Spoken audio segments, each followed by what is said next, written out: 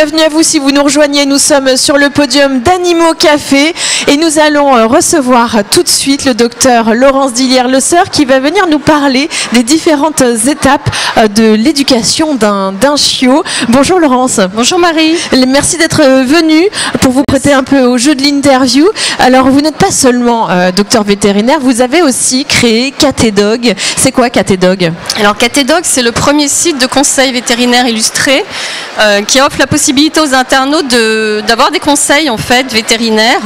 La richesse du site en fait, c'est que toutes les explications en fait sont illustrées avec des images. Donc il y a des tutoriels, il y a plus de 1000 illustrations en images, des photos, des planches anatomiques illustrées. Comme quoi par exemple? Comme alors il y en a plein, hein. Toute la santé, donc comme la castration par exemple du chat, comme l'appareil digestif, l'arthrose. Qu'est-ce que l'arthrose?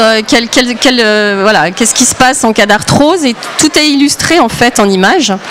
Et donc ça donne des pistes, alors soit en amont, soit en aval d'une consultation chez le vétérinaire pour comprendre, pour mieux comprendre, et puis après pour pouvoir mieux prendre soin de son animal en fait. Et puis vous proposez aussi des tutoriels et des tutoriels vidéo. Des tutoriels, soit des tutoriels d'éducation, soit des tutoriels sur les soins. Par exemple, moi j'ai énormément de questions sur comment vidanger les glandes anales. D'accord. Ça c'est un grand succès. C'est un grand sujet. Ouais, c'est un grand sujet. Et puis brosser son chien, brosser son chat, prendre soin des dents de son chien. Mais il faut dire que vous êtes aussi comportementaliste. Oui, je suis aussi comportementaliste. Donc il y a une rubrique comportement. Donc pour le chat et le chien, c'est un site sur le chat et le chien. Cat & Dog. Cat & Dog, voilà. Tout simplement. Voilà. Et donc n'hésitez pas à venir voir le site et à vous poser des questions. Poser des questions aussi, on peut poser des questions. Que vous relayez d'ailleurs sur les réseaux sociaux comme Facebook. Oui. Hein, vous publiez beaucoup de choses. Oui. Moi je vous suis de près. Oui. Je découvre beaucoup de choses. Je crois connaître les chats et les chiens, mais en fait non, j'en découvre tous les jours.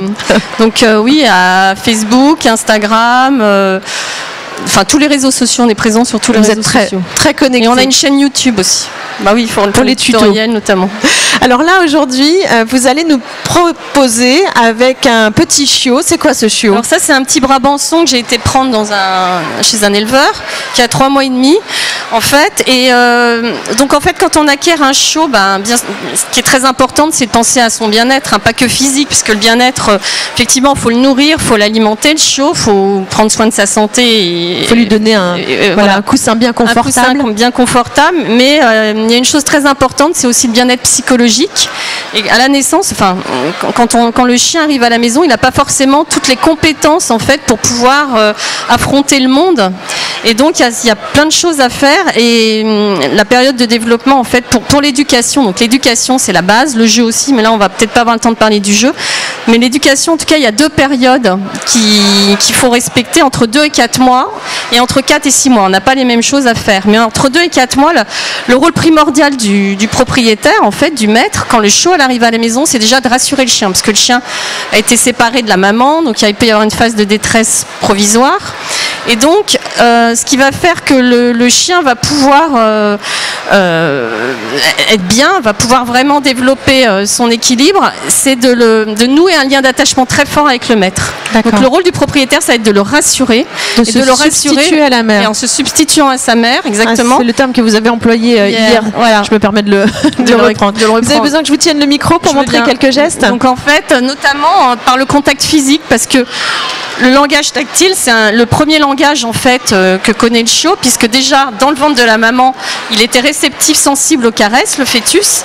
Et donc ce qui va le rassurer, eh bien, ça va être surtout de le prendre souvent dans votre cou pour qu'il sente aussi vos odeurs et votre chaleur. Et puis ça va être de pratiquer des massages. Donc les massages, ça va être autour des yeux et autour des babines. Ça va être excessivement apaisant pour le chiot parce que ça va aussi libérer de la sérotonine qui est le neurotransmetteur du bien-être en fait. On va également masser toutes les parties du corps, comme le ventre, comme les pattes, jusqu'au bout des coussinets. Donc moi, c'est des caresses, hein. Les massages, après on va adapter. Oui, c'est tactile de toute façon, c'est toucher le chien. Voilà, on va adapter au format du chien, bien sûr. Il a l'air d'apprécier, voilà. Il est cool. Hein. Et en fait, tout ça, ça va répondre aussi, ça va faire écho au comportement de la mère avec son chiot, parce qu'elle sait pertinemment les zones qu'il va falloir stimuler pour obtenir de son chien des réponses adaptées. Par exemple, alors je sais pas, on peut essayer. Vous voulez que j'approche la table? Ouais, je sais pas s'il va rester sur la table. Faut voir. On va faire attention. On va faire attention. Donc en fait, par exemple, la maman, quand elle va pincer la base de la queue du chiot, et ben elle va. Alors là, je pense qu'il n'est pas rassuré sur la table, mais le chiot va s'asseoir. Lorsqu'elle va, donc vous pouvez utiliser un petit peu les mêmes, voilà, le même langage pour reproduire un peu ce que ferait la mère. Voilà, pour le rassurer, pour lui faire comprendre. Non, il n'aime pas trop la table. Il n'aime pas la table. On va enlever la table, comme ça vous allez mieux voir. Hop. Toujours, je déploie une force incroyable. Alors quand, par exemple, la maman, elle va pousser sur le nombril qui est l'ombilic. Donc quand il est, donc là, par exemple, voilà, je lui pince la base de la queue. Donc là, le chiot s'assied. Quand elle va, et d'ailleurs ça on s'en rend très bien compte en consultation, hein, quand vous avez un chien de 30-40 kilos, vous mettez la main sur le ventre et le chien se lève tout de suite. Vous n'avez pas besoin de déployer de force parce que vous répondez en fait à quelque chose qu'il a mémorisé sensoriellement, vous voyez, par ses sens, par le sens tactile. Donc pareil, moi je touche à peine le nombril, là le chiot se relève. La maman, pareil, pour obtenir le couchage de son chien, elle va presser sur le garrot. Donc là, je ne sais pas si ça va marcher parce que... Oui, il est un peu tendu, c'est normal. Hein. Voilà, quand elle presse sur le garrot, le chien va se coucher. Viens mon petit chien, voilà. Et de la même manière, elle va, lorsque la maman va lécher le tour des yeux et le tour des babines, eh bien le chiot va s'immobiliser, va se laisser faire. Donc en fait, ce langage corporel, ce langage tactile, c'est très important de le réutiliser, de continuer à l'utiliser pour rassurer son chiot. Parce qu'à partir du moment où l'animal aura noué un lien d'attachement fort, un lien d'attachement sécure, eh bien il va pouvoir commencer à explorer son monde en toute sécurité. D'accord, donc ça c'est l'étape quand on crée un lien. Voilà. Petit conseil pour celles et ceux qui auront cette chance-là peut-être d'acquérir un chien dès ce soir. Qu'est-ce qu'ils doivent faire? Alors, où dort le chien ce soir? Donc là, ça fait partie des choses à faire. Il y a aussi des choses à pas faire et à ne pas faire. Donc par exemple, pour le couchage du chien, ce qu'il faut, c'est éviter d'excentrer le chiot, d'éviter par exemple de l'enfermer tout seul dans la cuisine, parce que on sait très bien qu'un état de détresse provisoire chez un chiot, donc même à l'âge de 2 mois, peut avoir des répercussions futures avec l'apparition de troubles comportementaux à l'âge adulte. Donc c'est très important pour continuer à rassurer son chiot de le faire dormir près de soi dans la chambre. Si vraiment vous ne pouvez pas faire autrement, parce que vous avez très peur, vous avez de la moquette dans votre chambre, bon, vous pouvez essayer de le mettre dans une pièce, mais dans ce cas-là, ce qui est important, c'est de continuer à pouvoir le rassurer, au moins avec un linge porteur de votre odeur ou avec un diffuseur de phéromones, quelque chose qui va l'apaiser, parce que la maman, par exemple, quand elle allaite ses chiots, elle sécrète des phéromones apaisantes, et ça s'appelle des apaisines, c'est des substances chimiques qui ont une fonction de communication, qui vont permettre d'apaiser le chiot. Et quand vous mettez un linge qui a votre odeur, ou quand vous mettez un diffuseur de ces phéromones de synthèse, parce qu'on sait les synthétiser, on obtient le même effet apaisant. Ça permet de rassurer le chiot si il est soumis, par exemple, s'il y a un orage violent, voilà, ça lui permettra au moins de... Donc après, le double avantage quand vous amenez votre chiot près de vous dans la chambre, à côté de vous, non seulement il est rassuré par votre présence, mais aussi quand vous vous levez le matin, eh ben vous allez pouvoir le prendre, l'emmener à l'extérieur avant qu'il ait fait ses besoins, et ça va accélérer. On fait en même temps la propreté. On fait en même temps la propreté. Ce qui est le souci premier des acquéreurs de chiots. Oui. C'est la première question qu'ils posent en général, c'est la propreté. Oui, bah oui, ça se comprend en même temps parce que... ah oui, les pipi caca, on n'aime pas ça. C'est ça. Mais en même temps, voilà, il faut y aller en douceur. Voilà. Et donc après, là, on voit, ça fait 2 jours que vous côtoyez ce petit chiot. Vous avez déjà créé un lien avec lui. Bah oui, parce que le chiot, en fait, là, il est blotti contre vous. Le chiot, il vous aime déjà. Oui, même déjà. C'est la chaleur. Il sent la chaleur. Oui. Et en fait, le chiot, quand il naît, il naît sourd, aveugle, et la seule façon de se rassurer, c'est la seule chose qu'il reconnaît, en fait, que son sens reconnaît, c'est la chaleur maternelle. Donc il a pas d'odorat, il n'a même pas d'odorat à la naissance, hein, donc il n'y a que ce sens qui fonctionne. Ce sens qui fonctionne. Oui. Jusqu'à combien de mois?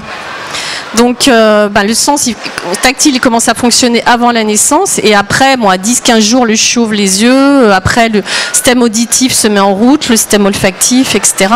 Et donc voilà. on y va doucement. Concernant les punitions, alors est-ce qu'on punit un chiot ?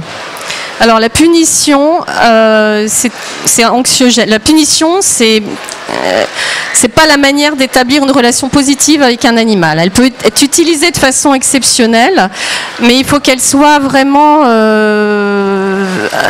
exercée dès le début de l'acte. Par exemple, on va prendre l'exemple de l'apprentissage de la propreté.